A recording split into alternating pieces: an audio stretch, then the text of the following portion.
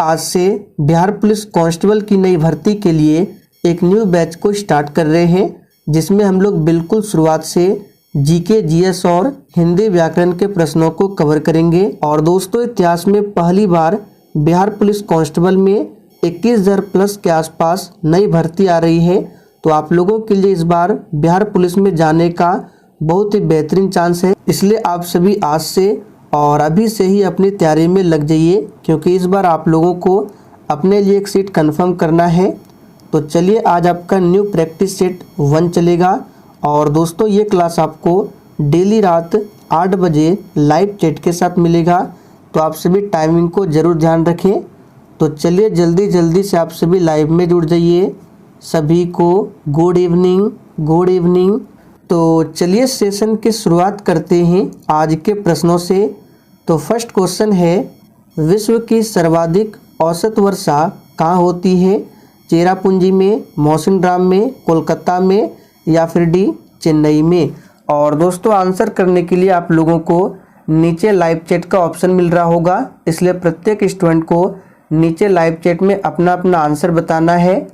तो चलिए, आंसर बताएंगे। विश्व की सर्वाधिक औसत वर्षा कहाँ होती है? तो देखिए, यहाँ पर पहले प्रश्न का आंसर जो भी बच्चे लाइव चैट में ऑप्शन बी बता रहे हैं, उनका बिल्कुल सही जवाब है। विश्व की सर्वाधिक औसत वर्षा जो है ये मौसिनराम में होती है। अब देखिए, आपसे पूछा जा सकता है कि ये जो मौसिनराम है किस राज्य में स्थित है? तो याद रखिएगा, ये मेघालय राज्य में स्थित है। कोलकाता किसकी राजधानी है? तो ये पश्चिम बंगाल की राजधानी है, जो कि हुगली नदी के किनारे बसा हुआ है कोलकाता, ध्यान रखेंगे। और दोस्तों, हम आपको जितने भी एक्स्ट्रा फैक्ट को बताएंगे आपको ध्यानपूर्वक सुनना है, और अगर आप लिखना चाहें तो लिख सकते हैं। और देखिए, हम लोग बिल्कुल शुरुआत से तैयारी करेंगे, तो आप लोग ये कमेंट मत कीजिएगा कि ये बहुत ही आसान प्रश्न है। तो देखिए, जो अभ्यर्थी इस चैनल पे शुरू से पढ़ाई कर रहे हैं उनके लिए प्रश्न आसान होगा, लेकिन जो न्यू अभ्यर्थी है सबको साथ में लेकर चलना है। और जैसे जैसे प्रैक्टिस सेट आगे बढ़ेगा, हम क्वेश्चंस के लेवल को भी आगे बढ़ाएंगे, तो आप लोग बिल्कुल भी टेंशन ना लें। चलिए आगे देखिए, भारतीय संविधान की उद्देशिका में 42वें संविधान संशोधन द्वारा निम्न में से कौन सा शब्द नहीं जोड़ा गया? सभी ऑप्शन को ध्यानपूर्वक पढ़िए और आंसर बताइए।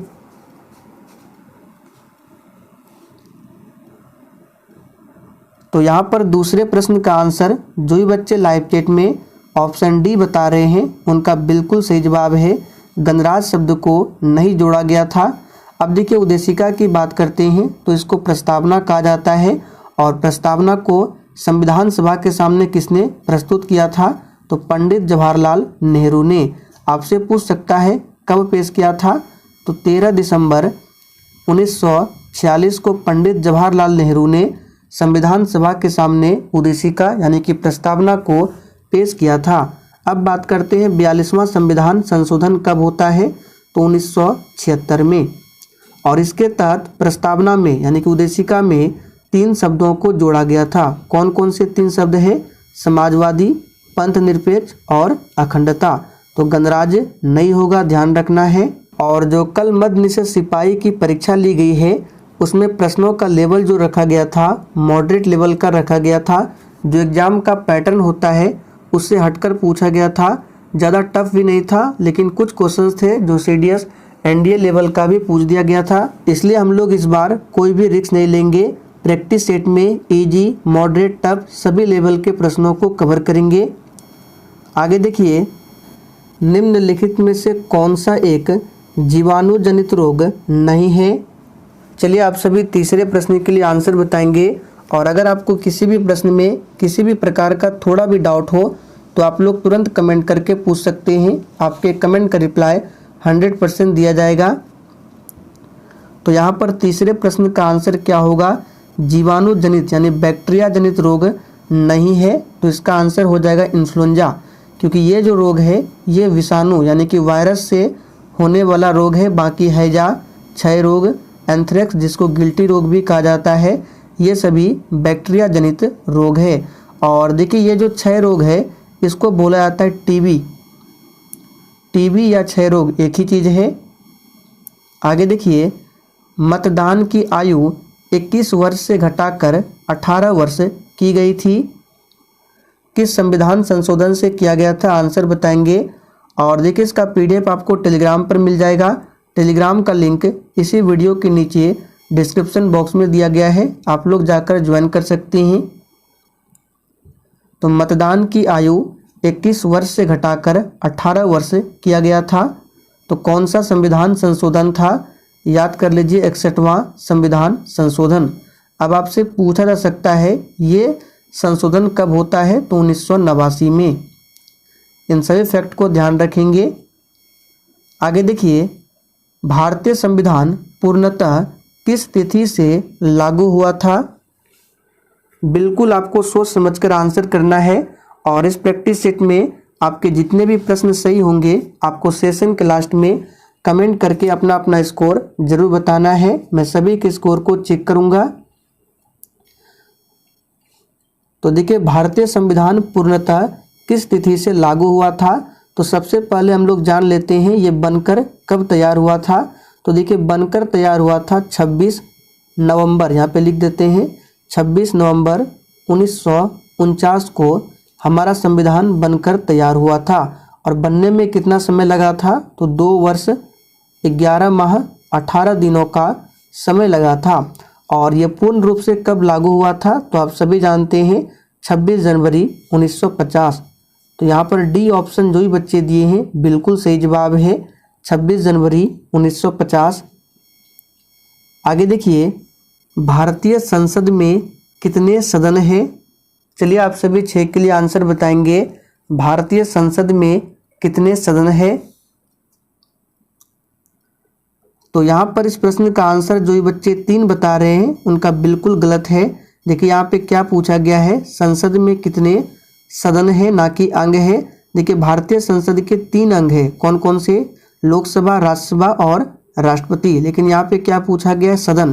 तो 2 सदन है, आप सभी जानते हैं, लोकसभा और राज्यसभा। तो आंसर क्या होगा? 2, ना कि 3। तो इसलिए बोलते हैं आपको ध्यान से प्रश्न पढ़ना है। तो आंसर क्या होगा? ए ऑप्शन, 2 सदन है। GST का पूरा अर्थ क्या होता है? चलिए 7 के लिए फटाफट से आंसर कीजिए। GST इसका फुल फॉर्म क्या होता है आपको बताना है। तो देखिए, यहाँ पर जो बच्चे ऑप्शन ए बता रहे हैं उनका बिल्कुल सही जवाब है, गुड्स एंड सर्विस टैक्स। ये GST का फुल फॉर्म है। अब आपसे पूछा जा सकता है GST जो है ये किस प्रकार का टैक्स यानी कि कर है? तो याद रखिएगा ये अप्रत्यक्ष कर है। यहाँ पे लिख देते हैं अप्रत्यक्ष यानी कि इनडायरेक्ट टैक्स के उदाहरण है GST। और भारत में GST कब लागू होती है? तो इसको भी नोट कीजिए, 1 जुलाई 2017 से भारत में GST लागू होती है। और विश्व का ऐसा पहला कौन सा देश है जहां पर सबसे पहले GST लागू हुआ था? तो इसे भी याद करेंगे, फ्रांस। आगे बढ़ते हैं। नर्मदा नदी मध्य प्रदेश में खाली स्थान से निकलती है। चलिए 8 के लिए आंसर कीजिए फटाफट से। नर्मदा नदी मध्य प्रदेश में कहां से निकलती है? तो यहां पर इस प्रश्न का आंसर क्या होगा? याद कीजिए, अमरकंटक की पहाड़ियों से। याद रखेंगे। अब देखिए, नर्मदा नदी की बात करें तो इस पर कौन सा बांध है जो सबसे अधिक बार एग्जाम में पूछा गया है? तो सरदार सरोवर बांध। ये किस नदी पर है? तो नर्मदा नदी पर। और इसी नदी पर है धुआंधार जलप्रपात। इसे भी याद रखेंगे, धुआंधार जलप्रपात किस नदी पर है? तो नर्मदा नदी पर। और देखिए, जैसे कि भारत का नीचे साइड का मैप है तो नर्मदा नदी जो है ये पश्चिम की ओर बहने वाली नदी है। और ये नदी कभी भी डेल्टा का निर्माण नहीं करती है, ये एस्चुरी का निर्माण करती है। और ये नदी कहाँ पर जाकर गिरती है? तो इधर क्या है? अरब सागर। और इधर क्या है? बंगाल की खाड़ी। नीचे क्या है? हिंद महासागर। तो इन सभी प्रश्नों को ध्यान रखेंगे। आगे देखिए, मानव शरीर की सबसे लंबी हड्डी कौन सी है? बिल्कुल 1 नंबर का प्रश्न है, फटाफट से आंसर कीजिए। और देखिए, आप सभी को डेली क्लास अटेंड करना है, तभी आपको समझ में आएगा। तो मानव शरीर की सबसे लंबी हड्डी कौन सी है? यहाँ पर आंसर क्या हो जाएगा? फीमर। और ये कहाँ पाई जाती है फीमर? तो जांघ में पाई जाती है फीमर, याद रखेंगे। और मानव शरीर की सबसे छोटी हड्डी पूछे तो ये है स्टेप्स यानी कि स्टेपिज। और ये कहाँ पाई जाती है? तो ये कान की हड्डी होती है। कान में टोटल 6 हड्डियाँ होती है, ध्यान रखेंगे। और देखिए जितने भी स्टूडेंट चैनल पर पहली बार आए हैं आप सभी को बता देते हैं, मेरा एक और चैनल है दिवाकर स्टडी IQ के नाम से। बहुत ही जल्द उस चैनल पर भी डेली रात 9 बजे से GK GS की क्लास होगी। तो अगर आप लोग अपने GK GS को और भी स्ट्रॉन्ग करना चाहते हैं तो आप लोग उस चैनल को भी सब्सक्राइब कर लीजिए। उसका लिंक आपको इसी वीडियो के नीचे डिस्क्रिप्शन बॉक्स में मिल जाएगा। उस चैनल पर टॉपिक वाइज GK GS की भी क्लास होगी। आगे देखिए, राजा टोडरमल निम्नलिखित में से किस मुगल सम्राट के शासनकाल के दौरान राजस्व मंत्री थे? चलिए आप सभी 10 के लिए आंसर बताएंगे। राजा टोडरमल निम्नलिखित में से किस मुगल सम्राट के शासनकाल के दौरान राजस्व मंत्री थे? तो यहाँ पर आंसर याद कर लीजिए, अकबर। डी ऑप्शन जो ही बच्चे दिए हैं बिल्कुल सही जवाब है। अकबर ने 1582 ईस्वी में दीन-ए-इलाही धर्म की स्थापना की थी। पूछा जाता है अकबर का मकबरा कहाँ पर है? तो सिकंदरा में। सिकंदरा में अकबर का मकबरा है। आगे देखिए, निम्नलिखित में से कौन सा प्रोटोकॉल ईमेल सेवाओं के लिए उपयोग किया जाता है? चलिए 11 के लिए आप सभी आंसर बताएंगे। निम्नलिखित में से कौन सा प्रोटोकॉल ईमेल सेवाओं के लिए उपयोग किया जाता है? तो यहाँ पर जो ही बच्चे सी बता रहे हैं उनका बिल्कुल सही जवाब है SMTP। इसका फुल फॉर्म क्या होता है? तो सिंपल मेल ट्रांसफ़र प्रोटोकॉल। आगे देखिए, गांधी जी ने दांडी मार्च कहाँ से आरंभ किया था? देखिए गांधी जी से संबंधित अक्सर एग्जाम में प्रश्न पूछे जाते हैं। चलिए आंसर बताइए, गांधी जी ने दांडी मार्च कहाँ से आरंभ किया था? तो यहाँ पर जो ये बच्चे बी बता रहे हैं उनका बिल्कुल सही जवाब है साबरमती आश्रम से। कब आरंभ किया था? डेट भी पूछा जा सकता है। तो देखिए 12 मार्च 1930 से प्रारंभ होती है और 6 अप्रैल 1930 को महात्मा गांधी जी दांडी पहुंचते हैं और वहां पर नमक बनाकर नमक कानून को तोड़कर और इसके साथ ही सविनय अवज्ञा आंदोलन की शुरुआत होती है। तो इन सभी फैक्ट को ध्यान रखेंगे। आपसे पूछा जा सकता है महात्मा गांधी जी के राजनीतिक गुरु कौन थे? तो गोपाल कृष्ण गोखले। महात्मा गांधी जी दक्षिण अफ्रीका से भारत कब आए थे? 9 जनवरी 1915 को। और इसीलिए प्रत्येक वर्ष 9 जनवरी को भारतीय प्रवासी दिवस मनाया जाता है। सुदीरमन कप किस खेल से संबंधित है? चलिए 13 के लिए आंसर बताएंगे।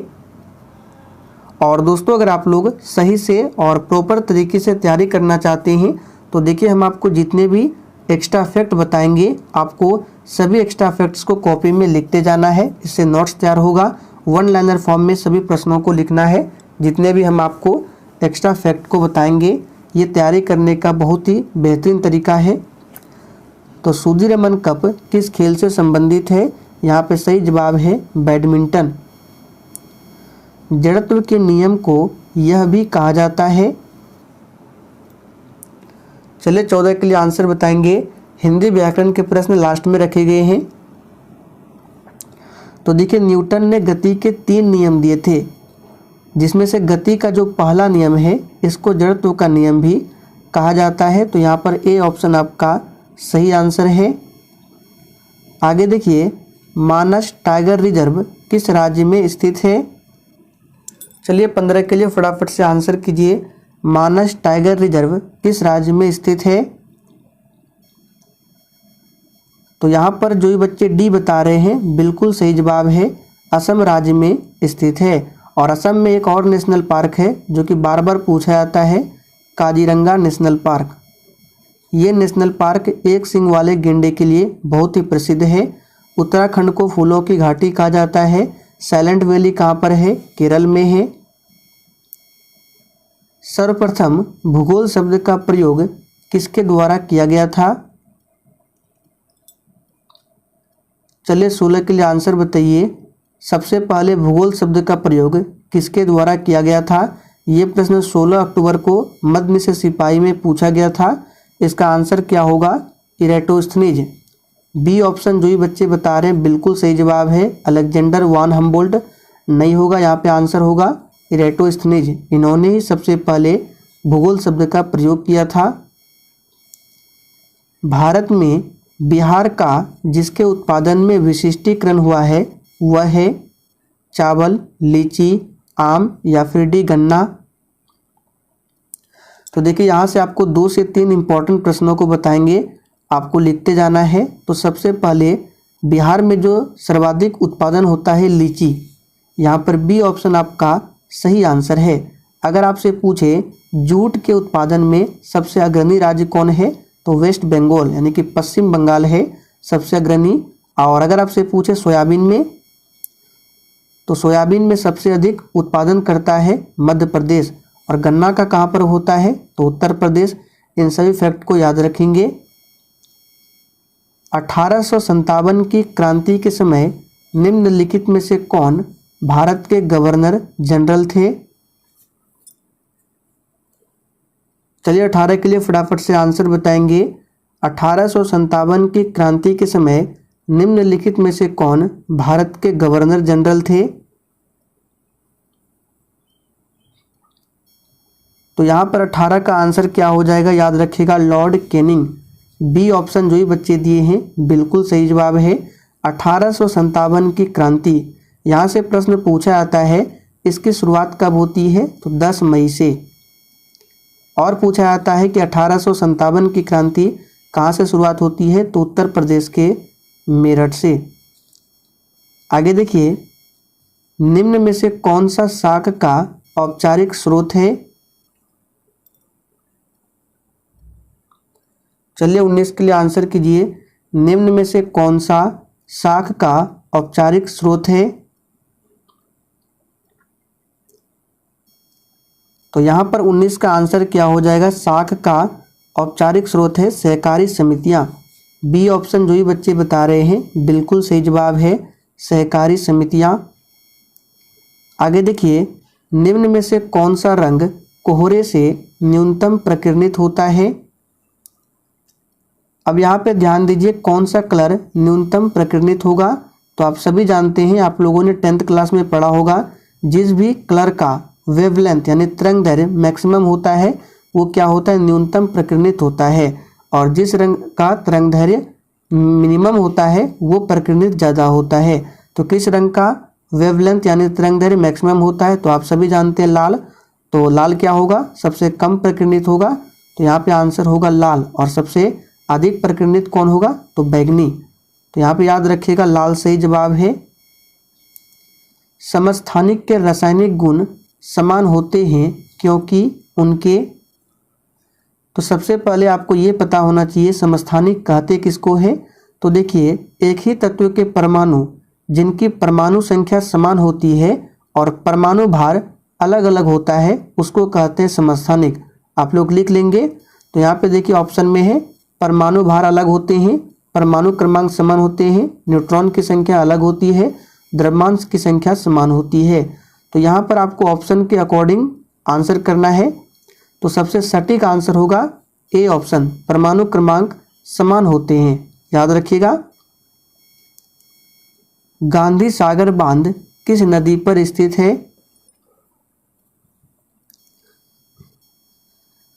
तो यहाँ पर जो ही बच्चे चंबल बता रहे हैं बिल्कुल सही जवाब है, चंबल नदी पर है गांधी सागर बांध। सरकार के स्वामित्व का क्षेत्र कहलाता है?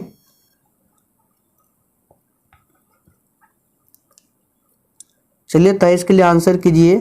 सरकार के स्वामित्व का क्षेत्र क्या कहलाता है?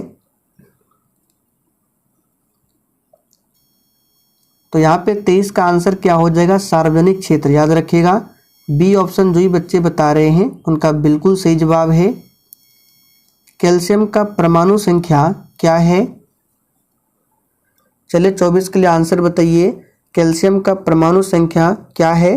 और देखिए 2 से 3 दिन के अंदर ही जो स्टूडेंट दरोगा के लिए प्रैक्टिस सेट लगाना चाहते हैं स्टार्ट हो जाएगा। तो आप लोग चैनल को सब्सक्राइब कर लीजिए ताकि वो क्लास आपसे मिस ना हो। तो देखिए कितना आसान प्रश्न है और ये पूछा हुआ प्रश्न है। कैल्शियम का परमाणु क्रमांक होता है 20। यहाँ पर बी ऑप्शन आपका सही आंसर है। खाद्य श्रृंखला का प्रथम पोषण स्तर निर्मित होता है।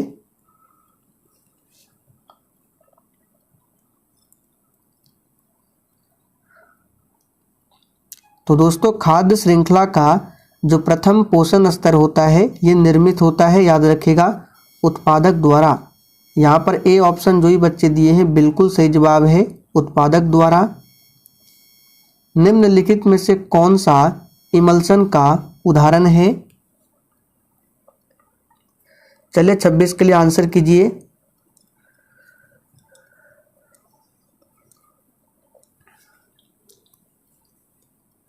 तो निम्नलिखित में से कौन सा इमल्शन का उदाहरण है? इमल्शन को हिंदी में कहते हैं पायस। तो ये दूध एक उदाहरण है पायस का। और देखिए बादल, धुआं, कोहरा, ये जो है एरोसोल का उदाहरण है। यहाँ पे लिख देते हैं एरोसोल का उदाहरण है बादल, धुआं और कोहरा। विश्व मधुमेह दिवस मनाया जाता है। चलिए 27 के लिए आंसर कीजिए। विश्व मधुमेह दिवस मनाया जाता है। तो याद रखिएगा ये 14 नवंबर को मनाया जाता है और 14 नवंबर को ही बाल दिवस मनाया जाता है। मधुमेह इसको बोला जाता है डायबिटीज। और ये क्यों होता है? तो इंसुलिन की कमी से, इंसुलिन की कमी के कारण ये मधुमेह बीमारी होती है। 9 जनवरी को भारतीय प्रवासी दिवस मनाया जाता है। 4 फरवरी को विश्व कैंसर दिवस मनाया जाता है। काल वैसाखी चलती है। चलिए 28 के लिए आंसर कीजिए। काल वैसाखी चलती है। तो देखिए काल वैसाखी जो है ये पश्चिम बंगाल में चलती है। यहाँ पर डी ऑप्शन आपका सही आंसर है। असहयोग आंदोलन को वापस लेने के पश्चात किसने स्वराज पार्टी का गठन किया था? चलिए 29 के लिए आंसर कीजिए। असहयोग आंदोलन को वापस लेने के पश्चात किसने स्वराज पार्टी का गठन किया था? तो स्वराज पार्टी का गठन हुआ था 1923 में। किसने किया था? CR दास और मोतीलाल नेहरू ने। तो ऑप्शन में देखिए यहाँ पे CR दास दिया हुआ है, मोतीलाल नेहरू नहीं है। असहयोग आंदोलन की शुरुआत कब होती है? 1 अगस्त 1920 से। और इसको वापस कब लिया गया था? तो 1922 में। किसके कारण? तो चौरी चौरा हत्याकांड के कारण असहयोग आंदोलन को वापस लिया गया था। साइनोबैक्टीरिया तथा माइकोप्लाज्मा किस समूह के उदाहरण है? और देखिए जिसने अभी तक सेशन को लाइक नहीं किया है तो प्लीज़ आप सभी सेशन को दिल से एक बार जरूर लाइक करेंगे। सेशन पसंद आ रहा हो तभी लाइक करना है। तो साइनोबैक्टीरिया तथा माइकोप्लाज्मा ये किस समूह के उदाहरण है? तो मोनेरा समूह के अंतर्गत आते हैं। गल्फ स्ट्रीम क्या है? चलिए 31 के लिए आंसर कीजिए। गल्फ स्ट्रीम क्या है? तो यहाँ पर 31 का आंसर है, यह एक क्या है? महासागरीय धारा है। गल्फ स्ट्रीम जो है यह एक उष्ण महासागरीय धारा है और इसे यूरोप का गर्म कंबल भी कहा जाता है। तो आंसर क्या होगा? एक महासागरीय धारा। महाराष्ट्र एवं कर्नाटक में पश्चिमी घाट क्या कहलाते हैं? चलिए 32 के लिए आंसर बताएंगे। महाराष्ट्र एवं कर्नाटक में जो पश्चिमी घाट है क्या कहलाते हैं? सह्याद्री। यहाँ पर बी ऑप्शन आपका सही जवाब है, सह्याद्री। और जहाँ पर पश्चिमी घाट और पूर्वी घाट मिलते हैं यहाँ पर कौन सी पहाड़ी है? तो यहाँ पर है, याद रखिएगा, नीलगिरी की पहाड़ी। पूछा जाता है एग्जाम में। और इस नीलगिरी पहाड़ी की सबसे ऊंची चोटी का नाम क्या है?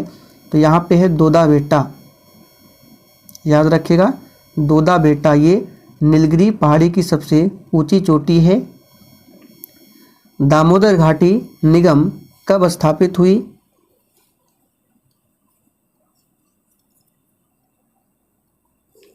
तो यहाँ पर आंसर क्या हो जाएगा? 1948 में। सी ऑप्शन आपका सही जवाब है। बिहार में तेल शोधक कारखाना है।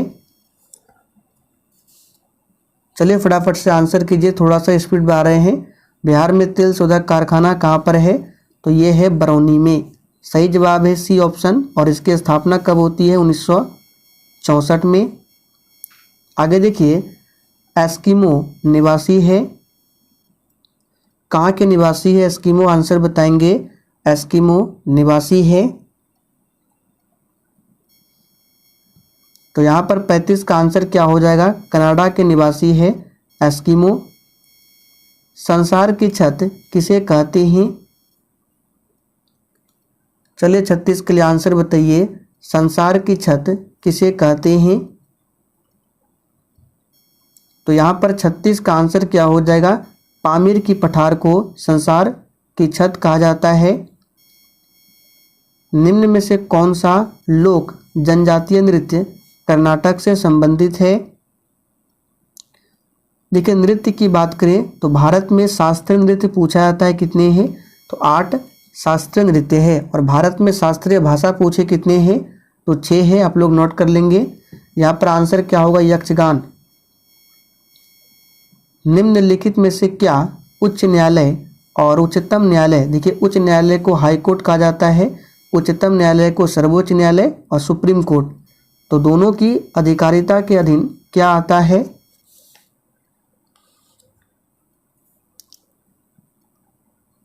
तो देखिए, हाई कोर्ट और सुप्रीम कोर्ट, इन दोनों के अधीन जो आता है ये मूल अधिकारों का संरक्षण। अब देखिए, यहाँ से प्रश्न बनता है, मूल अधिकारों का हनन होने पर आप लोग जो हाई कोर्ट जाएंगे किस आर्टिकल के तहत? तो अनुच्छेद 226 के तहत आप लोग हाई कोर्ट जा सकते हैं मूल अधिकारों का हनन होने पर। और आर्टिकल 32 के तहत आप लोग सुप्रीम कोर्ट यानी उच्चतम न्यायालय जा सकते हैं मूल अधिकारों का हनन होने पर। तो ध्यान रखेंगे, यहाँ पे आंसर होगा मूल अधिकारों का संरक्षण। मूल अधिकार वर्तमान में संविधान में कितने हैं? तो 6 है। पहले कितने थे? 7 थे। मौलिक अधिकार यानी मूल अधिकार को कहाँ से लिया गया है? अमेरिका देश के संविधान से। कौन सा खनिज एल्युमिनियम का अयस्क है?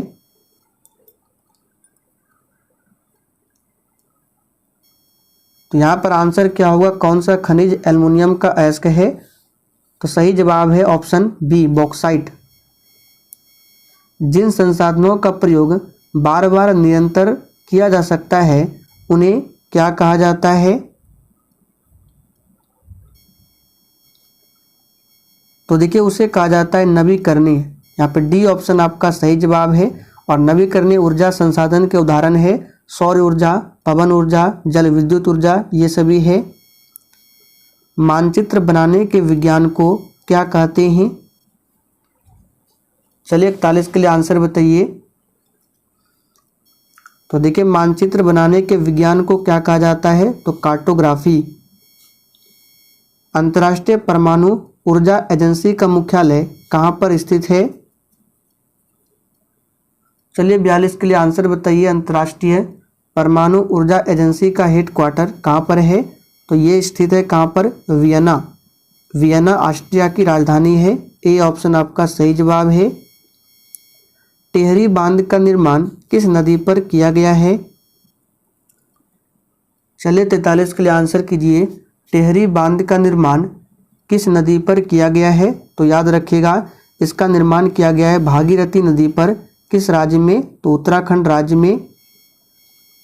मरणोपरांत भारत रत्न की उपाधि पाने वाला पहला व्यक्ति कौन था?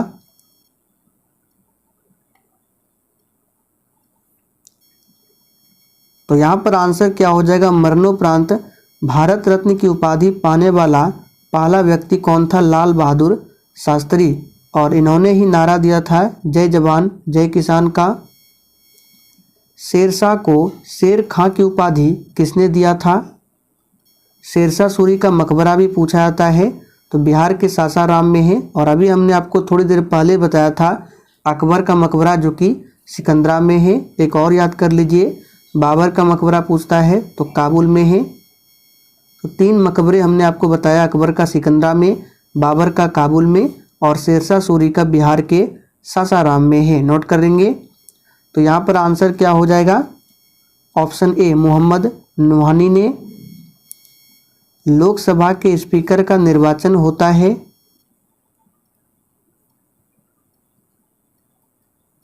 तो देखिए लोकसभा के जो स्पीकर होते हैं उनका निर्वाचन होता है लोकसभा के सभी सदस्यों द्वारा। यहाँ पर सही जवाब है सी ऑप्शन। अंतर्राष्ट्रीय प्रवासी दिवस कब मनाया जाता है? वाले प्रश्न को ध्यान से पढ़िए। तो देखिए यहाँ पे जो बच्चे 9 जनवरी बता रहे हैं बिल्कुल गलत है।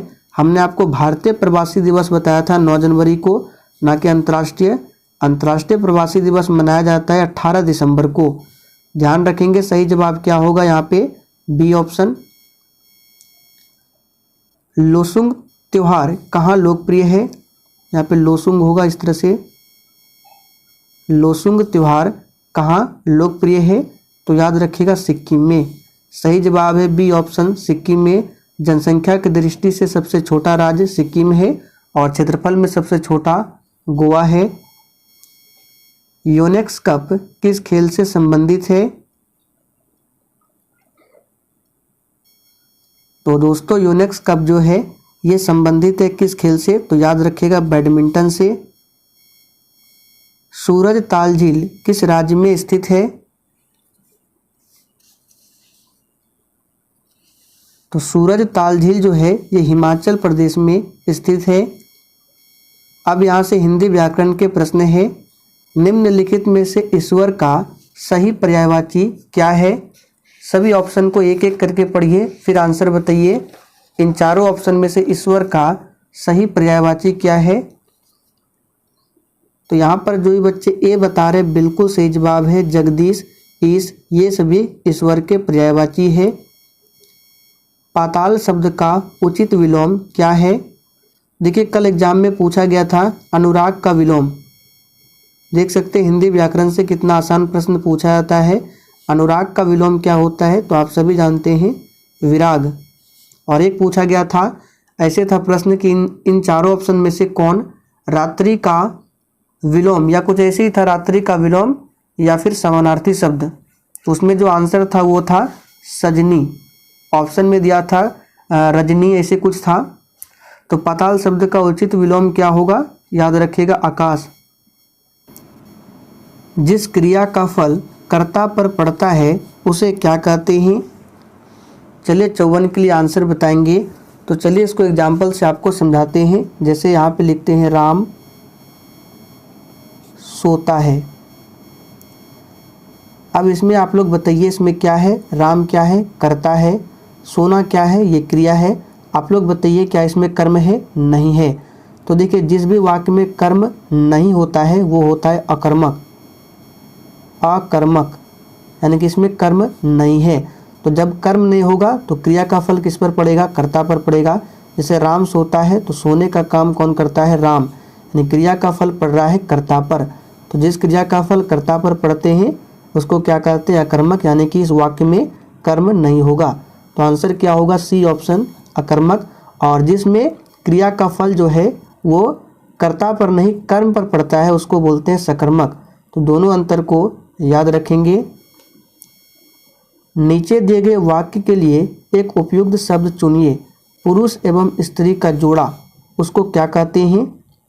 ने पुरुष एवं स्त्री का जो जोड़ा होगा उसको क्या कहेंगे? तो सटीक जो आंसर होगा उसको बोलते हैं दंपत्ति। पति पत्नी नहीं होगा, ना युगल होगा, ना युग्म होगा। आंसर क्या होगा? दंपत्ति। तो चलिए दोस्तों आज के लिए इतना ही। अगर आपको सेशन थोड़ा भी पसंद आया हो तो जितना हो सके सेशन को अधिक से अधिक शेयर कीजिए ताकि आप लोगों के लिए ये क्लास एग्जाम तक ऐसे ही चलता रहे।